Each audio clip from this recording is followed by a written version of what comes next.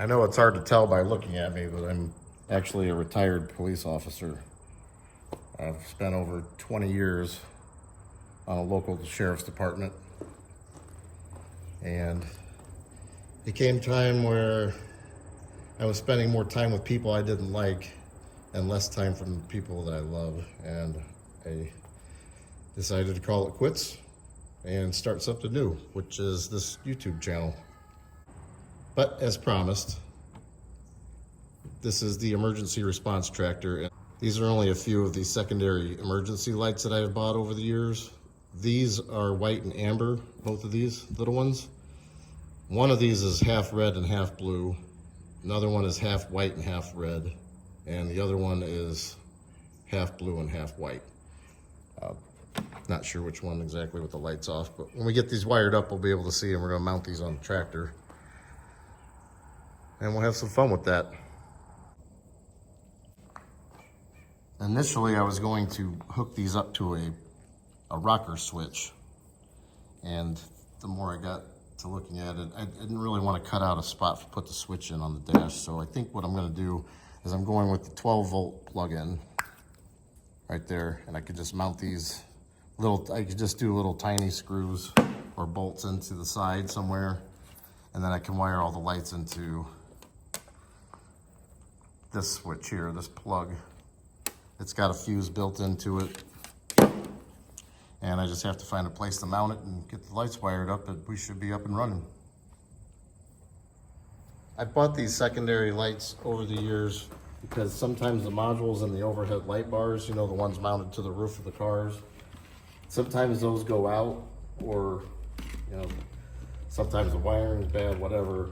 But if you have the secondary lighting mounted on the interior of your car, then you have a way to have some sort of warning if you're on the side of the road, or if you're at a crash or a traffic stop or something like that. You still have means of being visible. Because I'm gonna tell you right now, it doesn't matter how many lights you have on your car, there's always gonna be somebody that says they didn't see you. So the more lights you have, the better, in case something does happen, then they don't have an excuse for it. I think we're gonna mount this plug like right here. About right there, you think? Then we can just feed the wires up towards the battery, hook all that stuff up.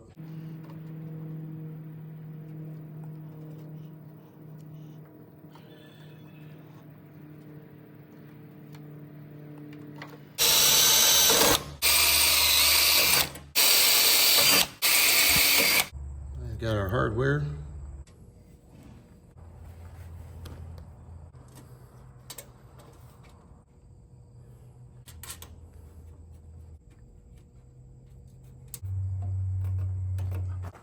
Now we have to get this wired up to the power source, which I removed just only so I could have enough room to get back there. I do have some wires already preset, but I am gonna have to shorten them. This was for a different project I was doing.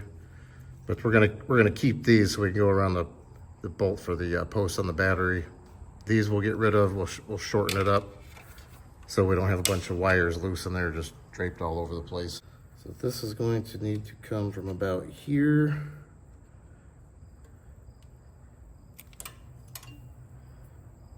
down to here. So we're gonna cut that right here and put another spade attachment on here just for that. I'll do the same with the red. The red's obviously gonna be shorter. So we'll cut this about there.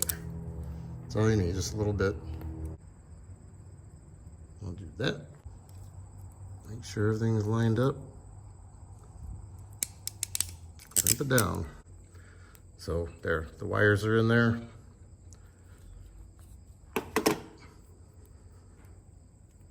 Not coming off. Heat her up. We'll cut it about that. That should be enough. Same thing here, we'll strip just a little bit. Don't need that much. That should be good. There we go. A little bit of heat shrink. Shrink it up. Let your heat do your thing.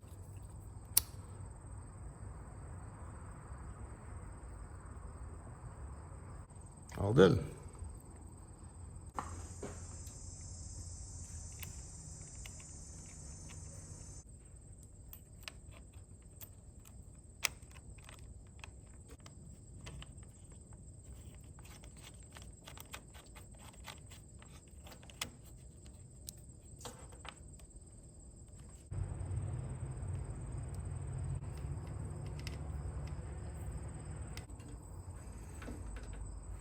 We should now have a live outlet. Nice. Hood's all the way down and it nice and level. So which one should we put in the front here? I'm thinking red and blue. Do a red and blue. This one actually already has some Velcro on it from when it was mounted in my police car back in the day when I had one. But those days are long gone. Since I bought these lights though myself, I got to keep them. Now, obviously you can't use them out on the public roadway, but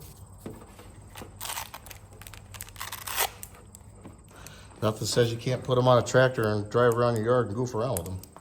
Just cutting a little bit of Velcro off of this to start patching it down. Like I said, these are the only 3 that I chose today for this project. But I have a box of, I've probably got another, I don't know, 15 or 20 of these. Some the same style, some not.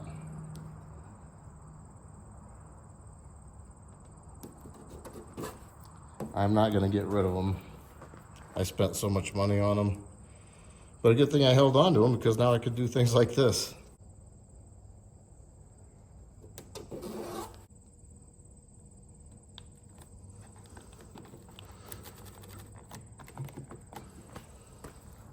Oh yeah, I think we'll do that. Now right there.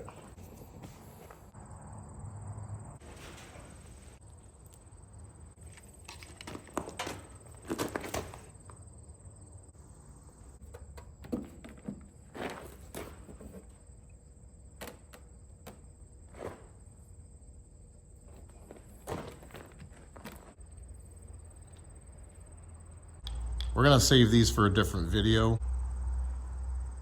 We'll mount these on a different switch. Right now, we'll just wire up the emergency of the red and blue and whites here.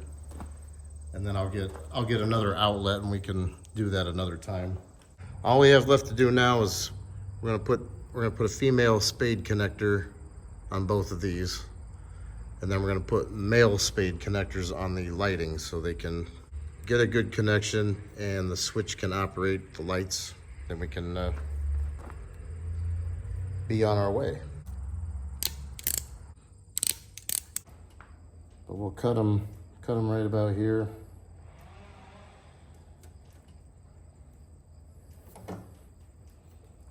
That's where I'm at with it.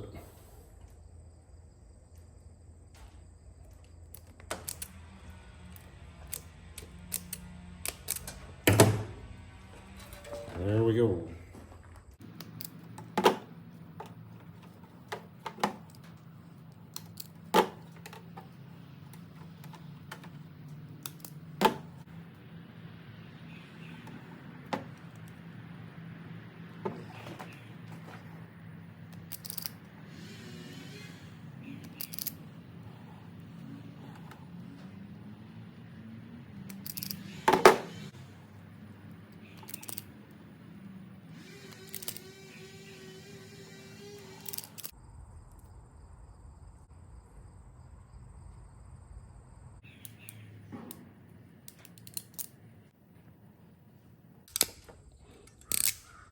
Hey, look at that. Let's see if this works. So we'll put the negative there, negative together, and the positive to positive. And we'll flip the switch. Oh boy.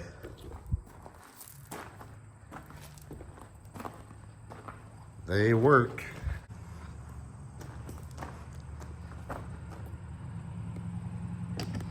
What do we think about that?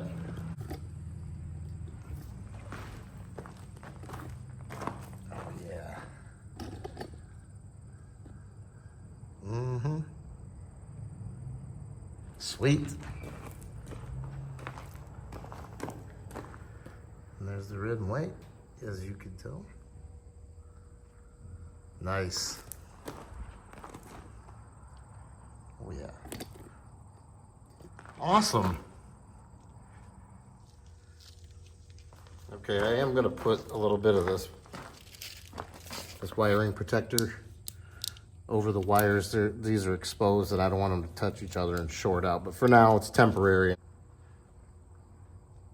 I will tidy that up another time, but for now, it does work. It does have lighting. We did get some LED red and blue and white in there. And it all fits with the emergency tractor thing, right? Let's go give it a test spin. For all your emergency response needs, the John Deere ERT 316. I don't give a shit how silly this is. I'm having fun with this. And I hope you guys are too. Next time we'll put more lights on it.